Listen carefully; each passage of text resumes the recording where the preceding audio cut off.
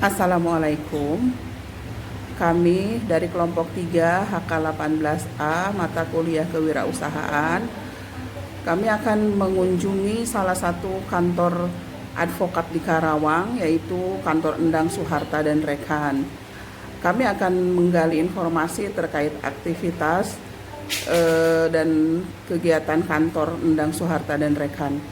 Semoga bermanfaat bagi pihak-pihak terkait, terutama bagi kami menjadi sumber pengetahuan kewirausahaan.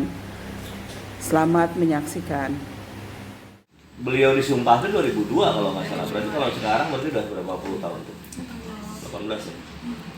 Ya, kira-kira 18 tahun. Nah, beliau sendiri juga saat ini, kalau Pandang sendiri saat ini tuh dia punya kantor 2. Jadi di sini 1, di Jakarta 1. Di Jakarta itu di Duren Sawit. Pusatnya itu mungkin atau Enggak, cabang. memang kantornya 2. dua. Memang nggak ada cabang kalau istilah kantor hukum. Maksudnya yang Kantornya 2, duluan iya. berdiri gitu. Duluan berdiri sini Karawang. Ini, oh berarti yang kedua di sana. Karena memang Pandang kan ngambil spesialis, beliau itu di kurator. Jadi kalau kurator itu kan memang domisilinya pengadilan niaga itu di sana gitu kan. Pengadilan niaga kan baru ada 3 kan saat ini kan. Iya. Medan, Surabaya sama Jakarta. Jadi beliau memang mendekatkan ke arah Jakarta. Kalau bicara sejarahnya beliau. Itu kira-kira.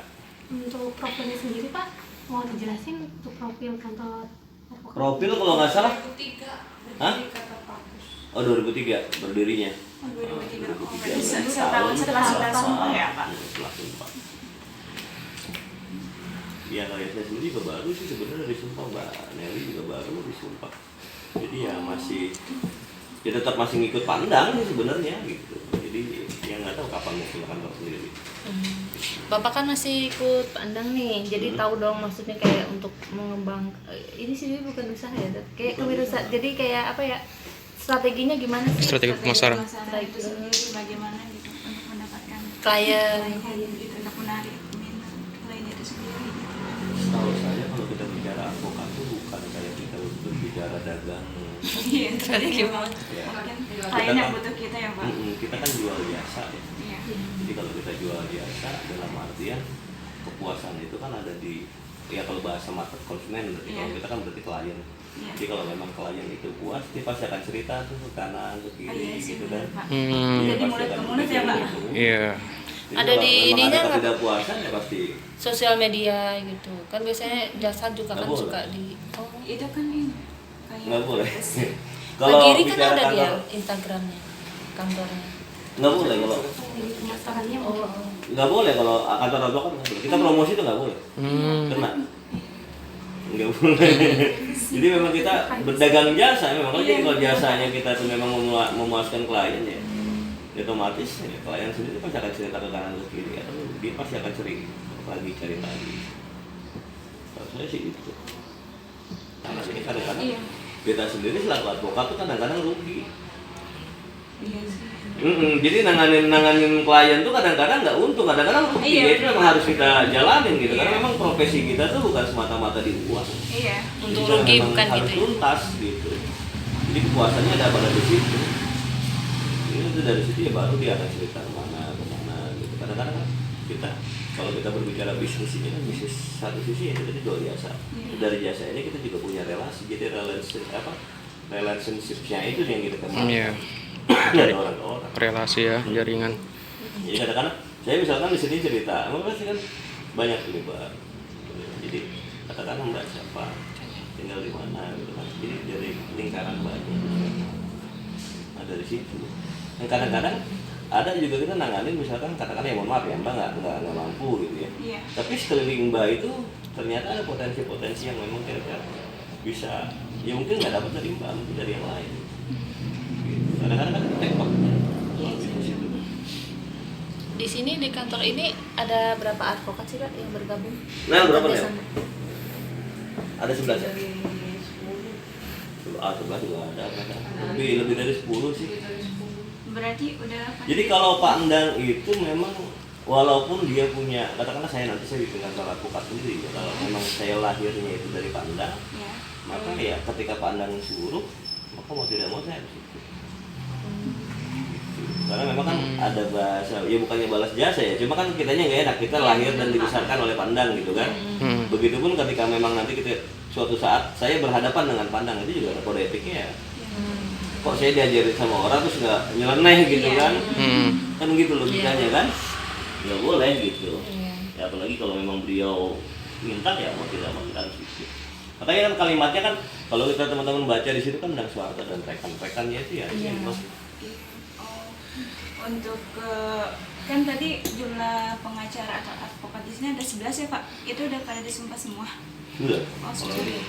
Tinggal ada yang dua ya. Dua. Dia, Gina, oh ya dan ketiga. 3 orang. Mungkin teman-teman ada yang mau nanya lagi nggak? Tapi bagus ya pertanyaannya ya, saling salut ya. Mau juga sih Pak. Tiga malam Pak ini Pak. 3 malam. Enggak Pak. 3 hari Pak ini. Tata cara pembangunan kantor advokat Pak Pandang ini Pak. Bangun, kalau bangun nggak bangun kontrak di sini. Prosedur sama tata caranya Pak.